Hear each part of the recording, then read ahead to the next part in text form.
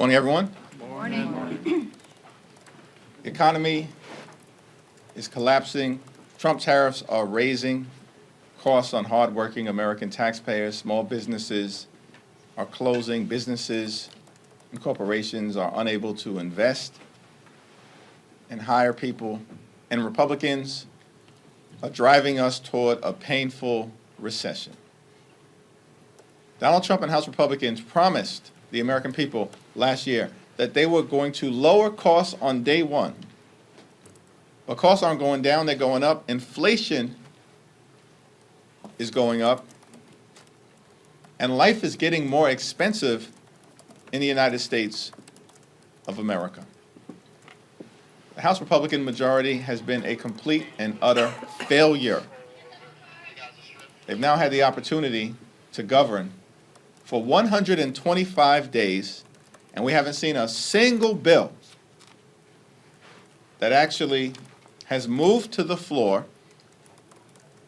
that is designed to make life more affordable. Instead, what House Republicans are doing is trying to jam this extreme budget down the throats of the American people that would visit the largest cut to health care in American history, and at the same time take food out of the mouths of children, veterans, and families in order to pay for a massive tax cut for their billionaire donors like Elon Musk. It's totally and completely unacceptable. And House Democrats will continue to strongly oppose it today, tomorrow, this week, next week, and as long as it takes until we can bury this extreme budget in the ground, never to rise again. Questions? Leader Jeffries, with the president promoting meme coins and stable coins, what are Democrats doing to make sure that this isn't just a new way to gain political access? There's an ongoing conversation amongst House Democrats led by several different committees, including Financial Services, Judiciary, and House Oversight. And those conversations are actually going to be bicameral as well to address this issue. Mr. Leader, good morning, thank you. Obviously, I know you're staunch opposition to this bill, but what about a high-tax state like yours when they deal with SALT and provisions in this that your constituents would benefit from having lower taxes if they were to approve that provision? Is that something that they would in fact benefit from? And how do you explain your opposition to the rest of the bill, even if there's benefit in that portion of the bill for them? Republicans haven't even been able to get their act together on the state and local tax deduction. And the reality is they can't fool the voters. Extreme MAGA Republicans put the state and local tax deduction cap in place, which has cost hard-working American taxpayers thousands of dollars a year. For people all across the country, including in New York. Donald Trump, House Republicans, and Senate Republicans, let's be clear, not a single Democrat supported capping the state and local tax deduction. That was done by Republicans when they enacted the GOP tax scam. They crashed the car and want to pretend now that they're on a rescue operation. Give me a break. If nothing happens, if there is nothing done with respect to the state and local tax deduction cap by the end of the year, you know what happens? It goes away. So anything that Republicans are doing that relates to a cap actually will increase taxes on the American people, not lower taxes. Let's be clear about that. This whole tax cap situation is phony. They're not reforming a thing. Because literally, if nothing is done, then the $10,000 state and local tax deduction cap goes away on January 1st of next year. The voters are smart enough to know that this whole effort is phony because Republicans imposed the cap in the first place and are doing nothing but tinkering around at the edges as opposed to allowing the cap to disappear, which will happen if nothing is done.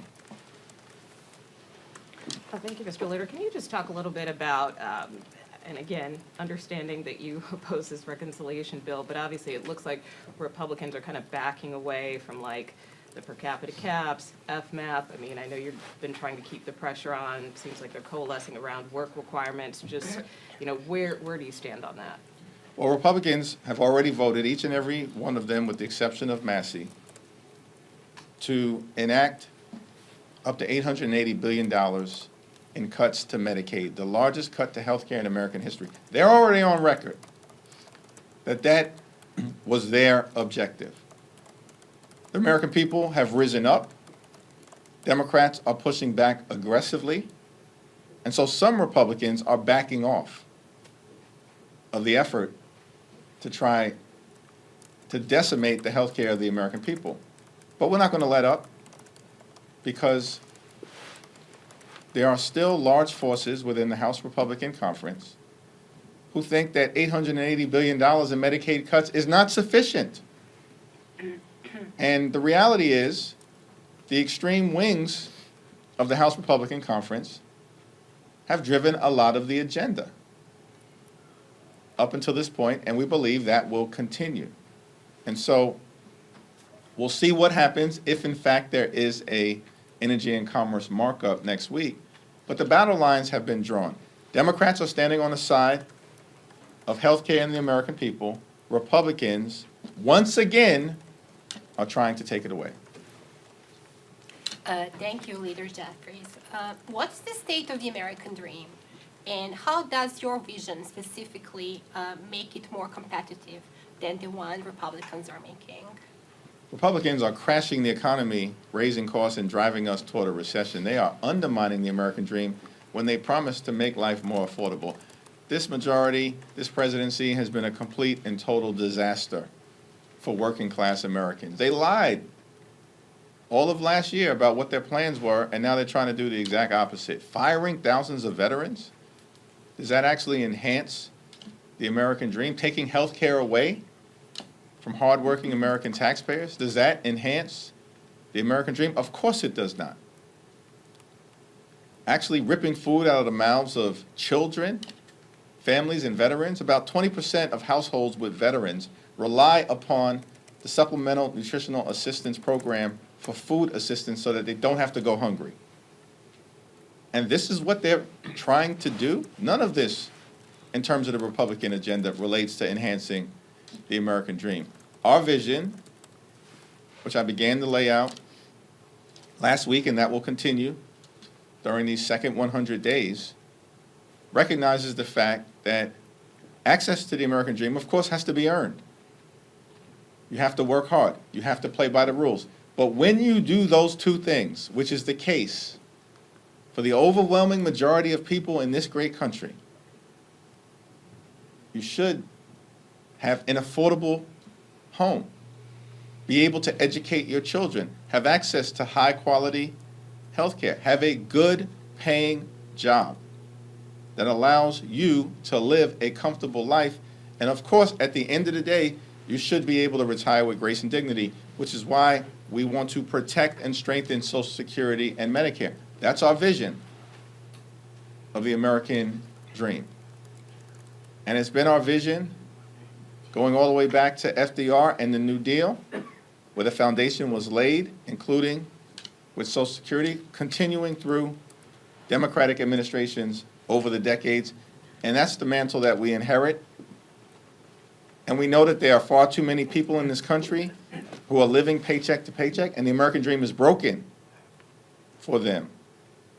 They shouldn't be struggling to survive in America, the wealthiest country in the history of the world. And so, as this Congress continues, we'll continue to lay out our vision, which is designed to lift people up and make sure that in every single corner, in every single community throughout this country, people have access to the American dream. and the Republicans whose whole agenda is driven by actually trying to make life better for their billionaire donors, the wealthy, the well-off, and the well-connected.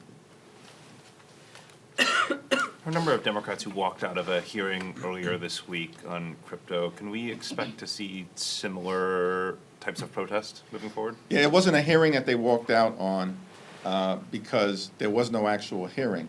Once Ranking Member Maxine Waters objected to the hearing proceeding, pursuant to the rules, the Republicans were unable to have a hearing.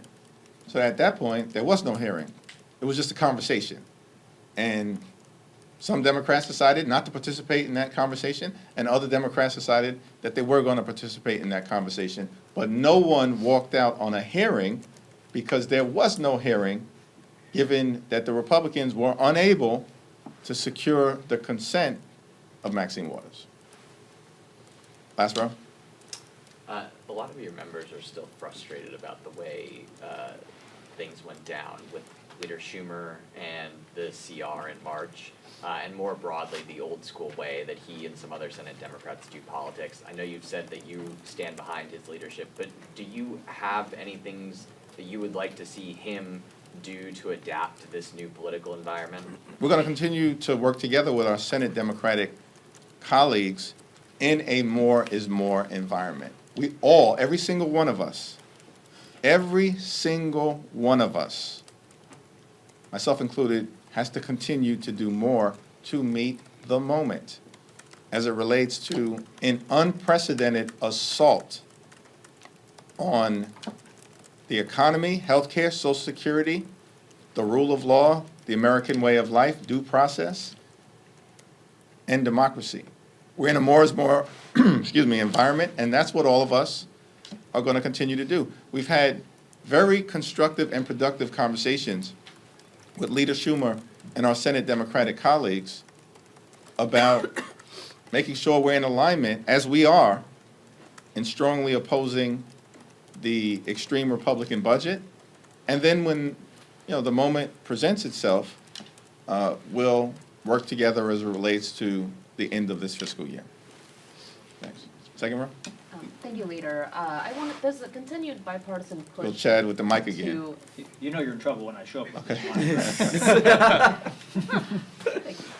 you. Continued bipartisan effort to get some kind of congressional stock ban in place. I wanted to see if you had any conversations with the Speaker about that yet, or GOP leadership at all. I know where you stand, but if you're having conversations across the aisle on that. I have not had a conversation with Republican leadership on this issue yet. I strongly support the effort to get this done. Thanks. Kevin? We are Hometown. Hometown. I know. same area. Yeah. This past week, we've seen Trump kind of wade in a not direct way, the governor's race in New York. I'm curious what you make of him endorsing Lawler for New York 17, and in general, as you look to hold on to your cohort of swing seats in New York, is there someone you'd rather see running against Hochul next year, a Stefanik, a Lawler, et cetera?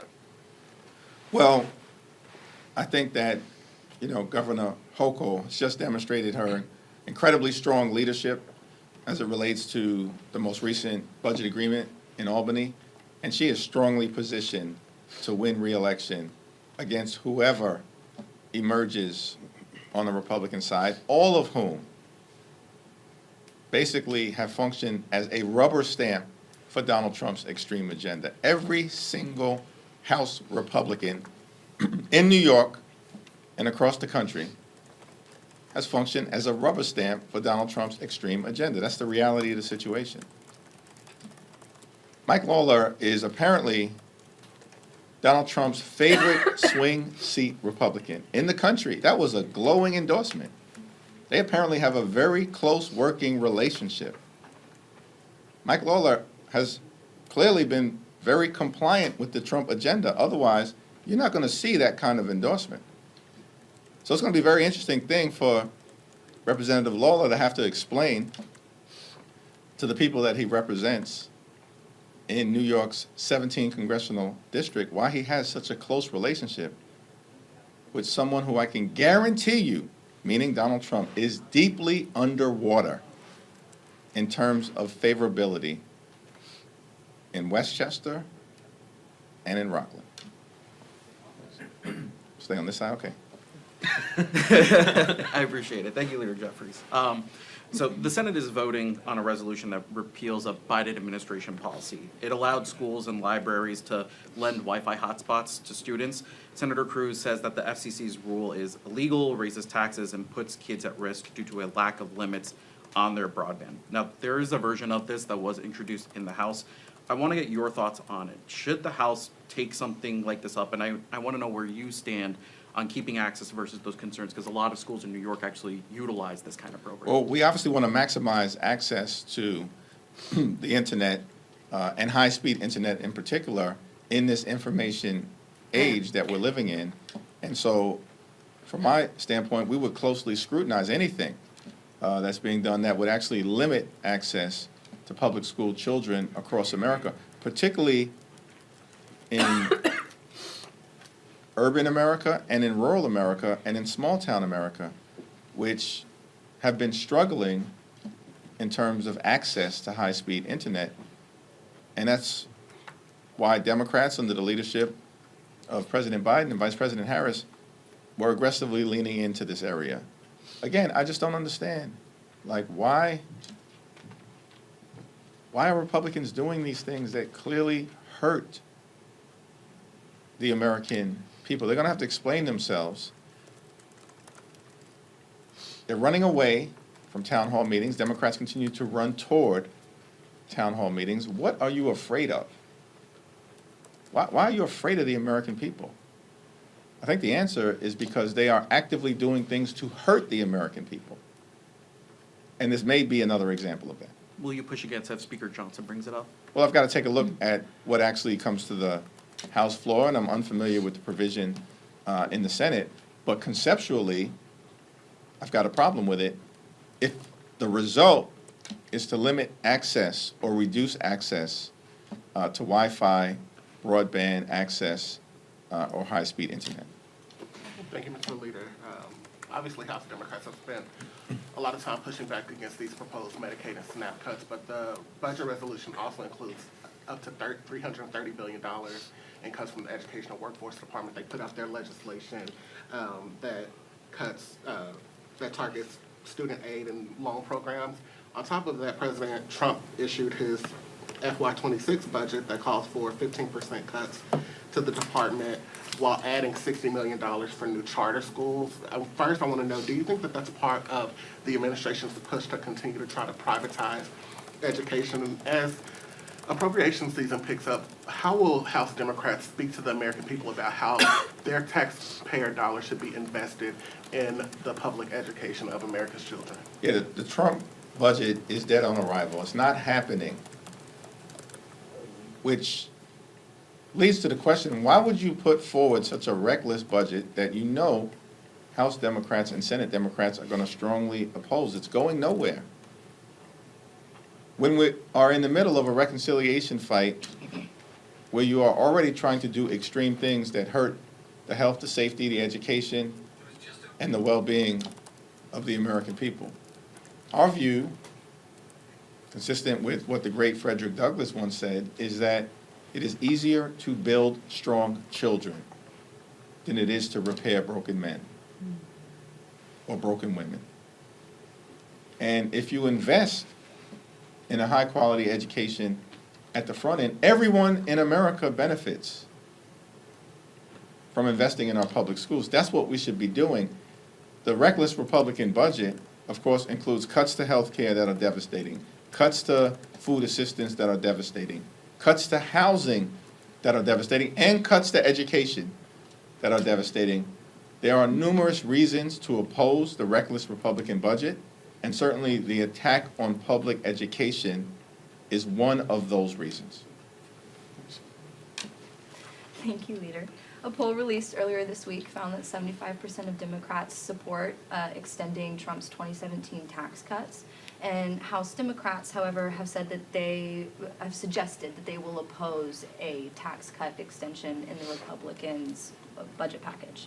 does this seem out of step with voters? Why did House Democrats kind of appear like maybe they're not in line with voters on this issue? A little confused by that question. The overwhelming majority of Democratic voters and the overwhelming majority of Americans strongly oppose the devastating cuts to health care, the largest cut to Medicaid in American history. They want us to protect their health care. They want us to protect nutritional assistance for children, veterans, and families. And they don't want to provide massive tax breaks to MAGA billionaire donors like Elon Musk. Democrats in the House are very clear. We support making sure that the tax code is fair to everyday Americans, working class Americans and middle class Americans. And we, of course, would support making sure that everyday Americans don't pay a dime in additional taxes. That is our position. That's very clear. And the notion that Democratic voters actually support massive tax cuts for people like Elon Musk, of course that is not the case. So I'm unfamiliar with the poll that you're talking about, but very confident that we are in alignment in the positions that we are taking in opposition to this GOP tax scam, that the voters are with us. Last question. Yes, sir. You just discussed all kinds of cuts, but what about eliminating funding for arts and the humanities? Is there anything that your caucus can do to oppose Yeah. this? Well, you know, I think when we invest in children, of course, we want to make sure that we invest in reading, writing, and arithmetic, that we provide them with the ability to master science and technology and have the tools so that they can survive in the innovation economy. But part of a holistic education also involves exposure to art and culture and music. And we will continue to support efforts that lift those programs up. And of course, there's a role to play for those programs in every single community, very popular in rural America, in small town America, in suburban America, and in urban America as well. Thank you. Go Knicks. Nixon 4, Nixon 5. Nixon 5.